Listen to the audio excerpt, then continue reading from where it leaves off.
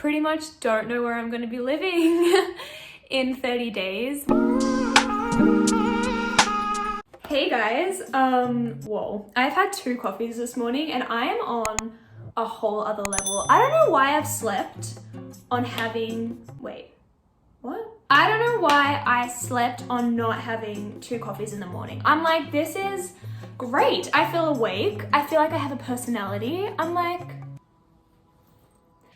but in all seriousness, I'm very excited to hang out with you guys today. I feel like I have been putting off filming this life update. Like every day I wake up and I'm like, okay, let's sit down. Let's get like everything on the table. And I just don't do it. I just don't. I just feel like there's so much to talk about and so many like different topics to cover. But today's the day. I am seriously wired. I'm about to make a cup of tea, not another coffee, because I clearly, I don't need it. But then I'm very excited to sit down and talk. I'm like spinning around the kitchen right now. Also, you can see the ring light in the microwave.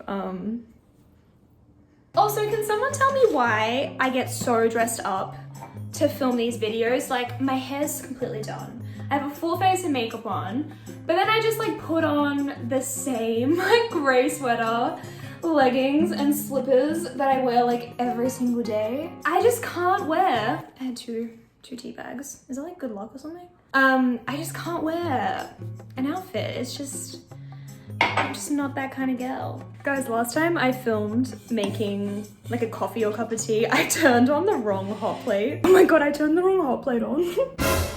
Oh God, I'm just gonna like burn the house down. Ever since I've done that, I'm like petrified of doing it again. Also, sometimes when the kettle is boiling, I get to the point where I'm like, this is probably hot enough. Like I never really wait for it to boil anymore because I'm like, I can't drink the coffee when it's hot, you know? This is a very pointless story, but if anyone else is on the same page, let me know. Also, the story of my life is that every time I want to film, there's construction happening outside. I love it. I love the background noise being construction. Like who needs royalty-free music when we have this? Anyway, if you can hear banging and clanging and construction, I'm sorry. I'm sorry. I don't choose this. Okay, let's get into everything. Let's actually start the video. Okay, well, okay, so for everything, I think to make sense and for you to really understand why, like this is my life and how Cal and I have gotten to this point and in this situation, I think I need to give you an outline of basically everything that's happened since COVID hit. So if you have been following me for a while or if you know me in real life, like you're probably gonna know parts of this, but like I just feel like I need to get everything on the table for this to make sense. So just bear with me if you know parts of this. But let's go back to March when COVID hit. So when COVID hit, I also have notes on my Mac to my right. So if you see me going like, I'm just checking my notes because there's so much to unpack. I literally had to like jot down the order of when things happened. But back to March. So COVID hit and Cal and I were working at Panorama Mountain Resort and we lost our jobs, the resort closed, and pretty much straight away we had to decide, you know, are we gonna stay in Canada and see out our working visas, or are we just gonna call it and go back to Australia? And obviously we stayed. I mean, I'm literally filming this in Canada, but we decided to stay. We were like, let's see out our visas. Hopefully it's safer to travel around November. Or otherwise, if I'm being honest, I literally had this idea in my mind that they were going to extend the IEC visas. I was like, they'll extend them, like the whole world shut down. You know, people are on these working holiday visas and they're not able to work. So of course they'll extend them. Like, let's just stay here, see out our visas, and they'll extend them. Like, we'll be able to stay longer. Which is probably pretty naive looking back, but yeah. Oh, also our working holiday visas end on November 25th. I'm gonna put that up on the screen. I feel like that needs to stay there because it's very important to like understand the story. But we stay in Canada, we stay on the mountain. We're like, we'll either go home when our visas end in November 25th, or they'll extend our visas and we'll be able to stay. So we stay living on the mountain for 2.5 months, however many months there is between March and June. I can't bother figuring it out. But at the start of June, we moved to Vancouver. I won't get into the reasons on why we moved. I also have another video that you can go watch if you don't know why we moved, but we moved to Vancouver, and I want to say around July or August, Melbourne, Australia starts going into these like really intense lockdowns, which I think is good in terms of, I think that's the best thing to do with this situation. I think lockdowns are brilliant. I think that's how you control the spread of the virus if you don't have a vaccine. But in terms of us, you know, being able to get back to Australia from Canada, it's not so good. I mean, the airports are shut, the state borders are shut.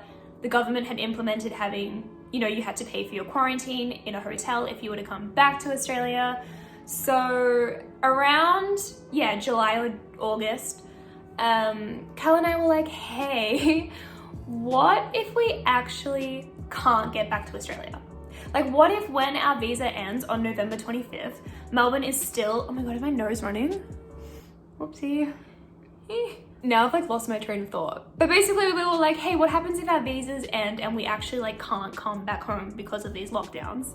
So, and also at this point they hadn't extended the IEC visa. I think we'd kind of gotten to the point where they were like, yo, we're not going to extend IEC visas. That's not happening. So my dreams of like being able to stay and having our visa extended were out the door. So we were like, okay, we're going to have to go home November 25th. But what happens if these lockdowns are still in place and we're not able to get home? And while we were having these thoughts of, can we even get home? We started kind of thinking, hey, like Vancouver and Canada in general is a pretty good place to be right now.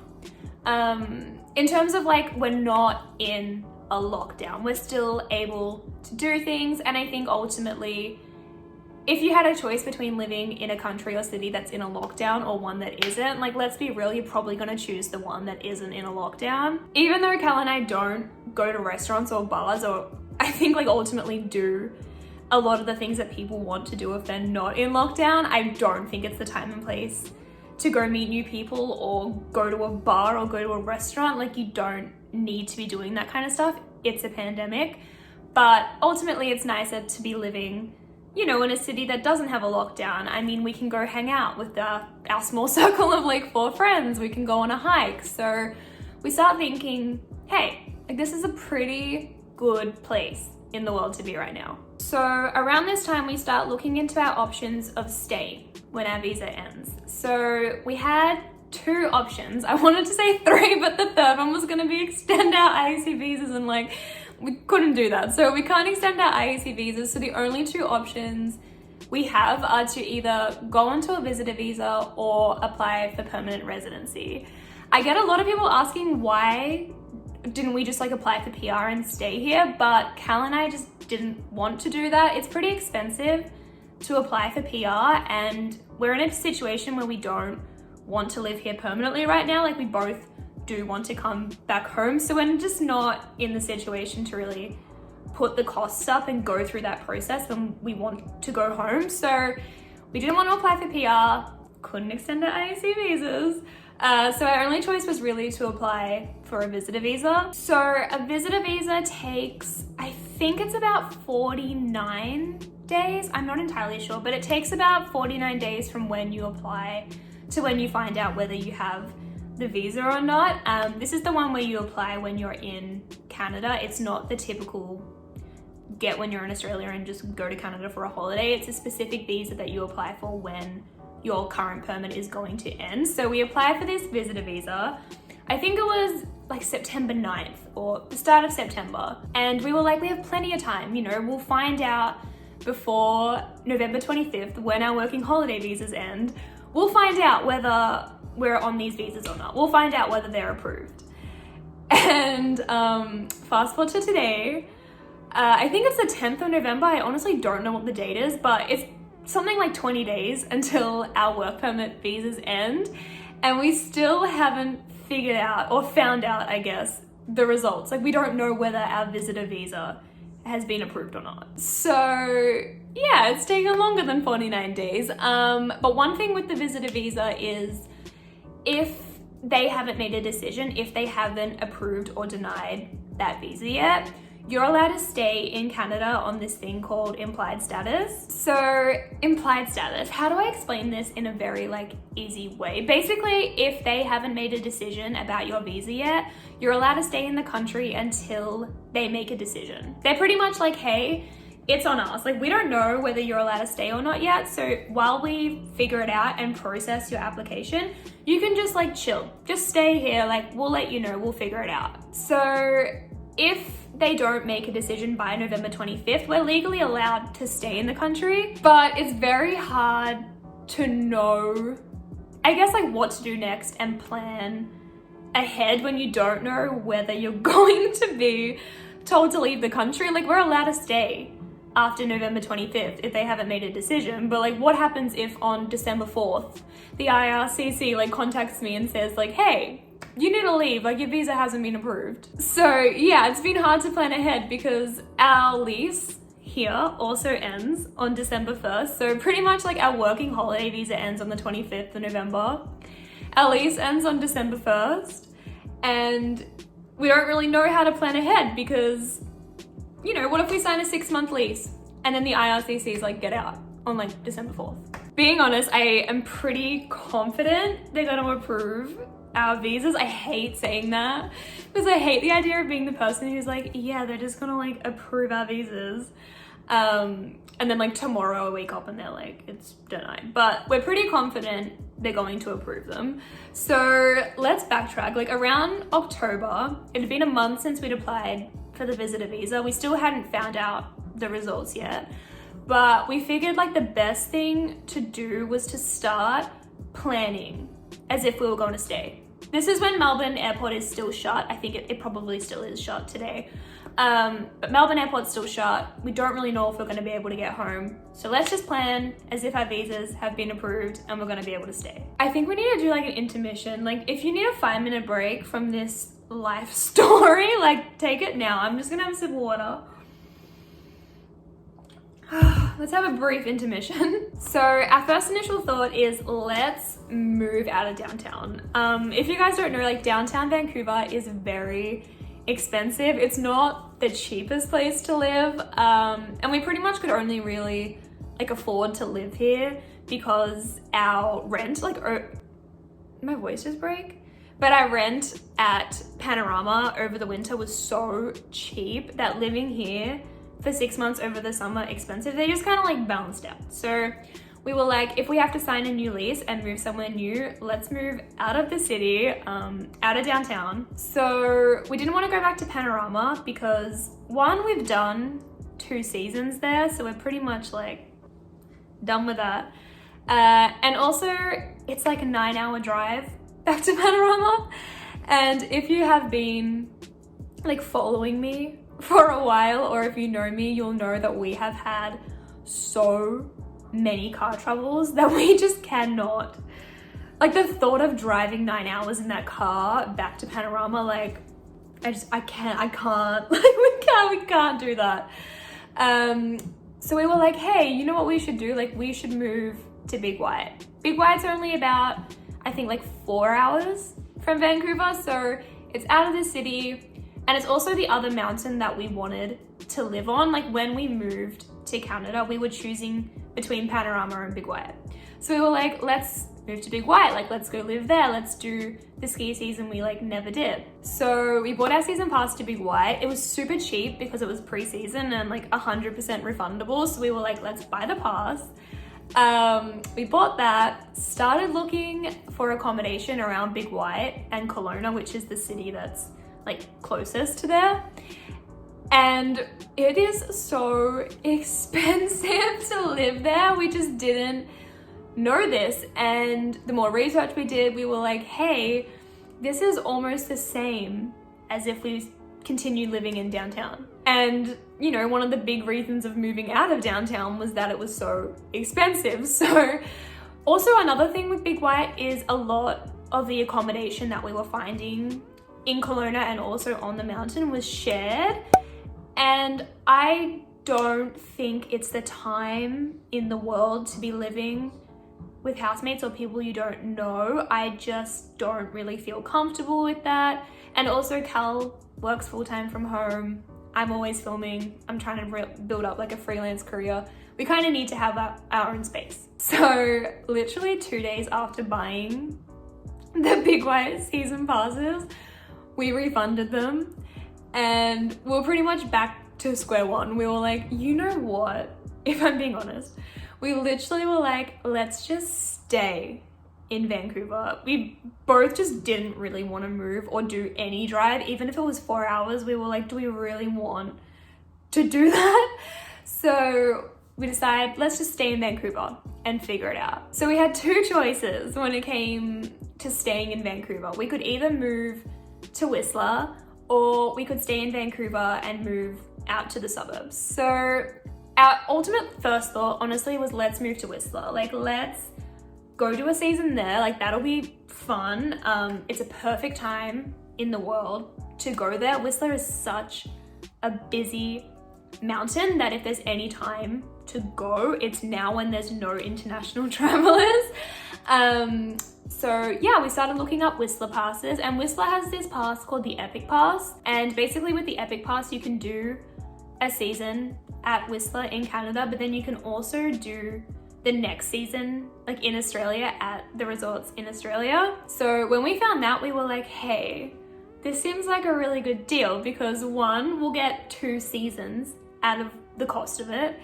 And 2, if we get told to leave, at least this money won't go to waste. Like, we can still use it at Australia like next season. So we were like, that's it. Like, let's get this pass. Let's move to Whistler. Let's do it. But similar to Big White, living in Whistler is very expensive and also it's very competitive. So it's hard to find a place there. And again, a lot of the accommodation is shared and we just don't want to live in a shared accommodation. Our other option, like I said, was to just stay in Vancouver and move like out to the suburbs. Vancouver has 2 mountains, or 3, I guess actually, 3 ski mountains that are very close to the city. So we were like, maybe we just go and move out of downtown, move into the suburbs, get a season pass at one of these mountains and just call it a day. And we were so torn on whether to keep trying with Whistler. Like, do we just keep trying and, you know, hope something will come up? Literally like manifest, like, you know, like hope for the best, like something will come up, we'll move to Whistler.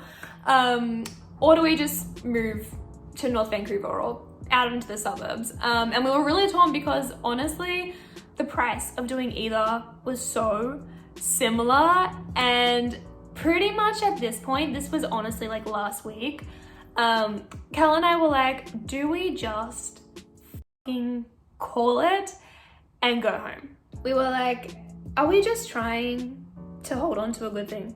Like, are we just trying to make staying in Canada work when the universe is kind of being like, maybe it's time to just call it and go home, like find a way to go home, because trying to stay in Canada isn't working, it's too hard.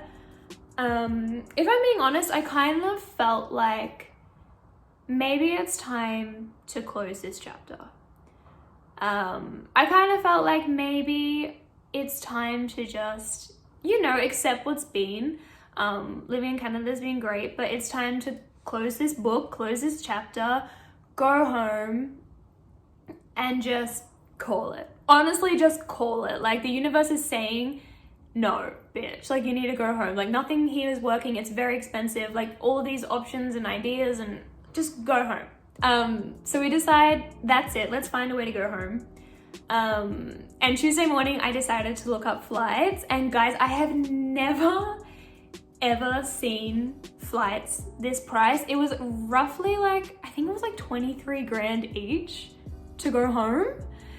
And I was like, what what the I've never seen flights like that. And we kind of knew that flights were going to be expensive because obviously with everything going on in the world, and we knew we were going to have to pay for our hotel quarantine. But by that point we were like, are we trying to make staying in Canada work so much that the cost, it's probably just going to be cheaper to go home and pay for this quarantine and just call it.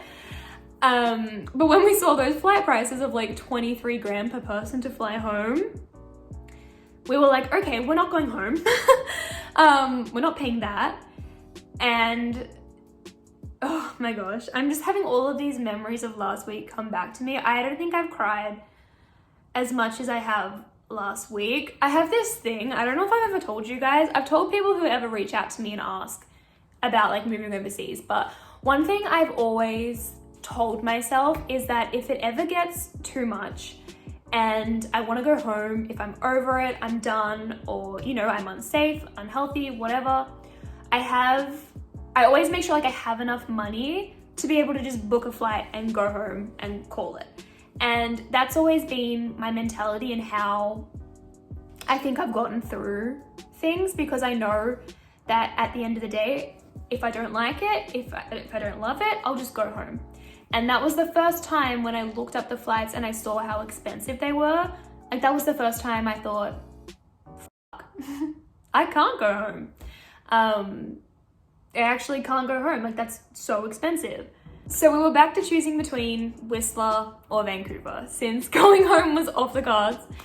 And we made this massive spreadsheet. I think it was like 6 different options of like what we could do and weighing up the pros and cons of, you know, trying to move to Whistler or trying to stay in Vancouver or and everything like that. And basically we got to the point where we were like, let's just stay in Vancouver, move out to the suburbs, get a season pass, like, because they have super cheap, like $300 season passes to like Cypress and Seymour, that's the mountains here. If you just go like during the week and not on weekends. So we were like, let's just stay here, move to the suburbs, get one of those cheap season passes and just stick it out. Hope for the best, and hopefully our visa will get approved. And if not, honestly, I haven't felt that far. I'm still dealing with this. Like, this is still our current situation. There's no like end results. So if our visas don't get approved, I don't know. Another thing is like staying in Vancouver, there's a lot more options for flexible rent. So when we came to Vancouver last year when we lived here for 3 months, we were able to find a 3-month sublet. So that was definitely like another contributing factor to choosing Vancouver over Whistler, because Whistler, a lot of the accommodation was like 6-month or 12-month or even like 2-year leases. But in Vancouver we can get, well, we haven't got one yet. But we can get like a 3-month lease, which is obviously better for us considering we don't know like when we're gonna leave. But yeah, guys, that's my current life situation. I'm basically just spending every day looking for places for us to live, looking at my account on IRCC and seeing whether I have this visitor visa or not, and also checking flights, because if flights go down, I feel very much like Cal and I are done and ready to come home. Well, I feel like I've been talking for so long. I'm so sorry for chewing your ear off. There's just been a lot going on. I asked you guys on Instagram to send through like any questions you wanted answered in this life update, and a lot of the questions honestly were pretty just general Canada questions, which I think I've answered in some of my other Q&As. But one question that really stood out to me was, what are you looking forward to next? And honestly, I am looking forward to stability. Like I said before, we both kind of feel like we're ready for this chapter to end. We're pretty ready to come back home. I really miss routine, and I miss having somewhat of like a normal job, and I miss living in the same place for longer than 6 months. As grateful as I am for being able to live in all these different places in Canada and all the experiences I've had, we have moved literally every 6 months, and I am pretty over it. So in terms of what I'm looking forward to next, I'm honestly looking forward to coming home and living in the same place, even if it's just for a year, because I know me and I know I'm gonna want to travel more or live somewhere new and try new things, but I'm excited, and I know Cal is too, to just come home and have some stability. Anyway, if you've made it this far, thank you. Thank you for caring, and hopefully I can come to you guys soon with another update. Hopefully we'll know soon whether our visitor visas have been approved. Hopefully we'll find an apartment. Hopefully flights will go down. But yeah, pretty much don't know where I'm gonna be living in 30 days, which I know everything will work out, and I know I will look back in literally probably like 3 weeks and be like, everything works out. But I think when literally everything is up in the air, it gets to you. And yeah, I know I'm gonna look back and be like, everything was fine, but at the moment, not knowing if I have a visa to stay here, not knowing if I'm gonna have to try and find a way to pay like 24 grand to go back home, not knowing where I'm gonna live next month, whether it be Vancouver, Australia, I'm a very planned person. I like to have everything planned and organized, and to not know those things, it's driving me crazy. But anyway, I'm gonna go because I literally just looked at my camera and I've been filming for like 35 minutes. And anyway, I love you guys. Hopefully I'll be able to give you an update soon. If you haven't subscribed and you've made it this far in the video, I mean, you may as well just subscribe now. Welcome to my life. All right, I need to go. I love you guys so much. I'll see you in my next video. Bye. Fuck.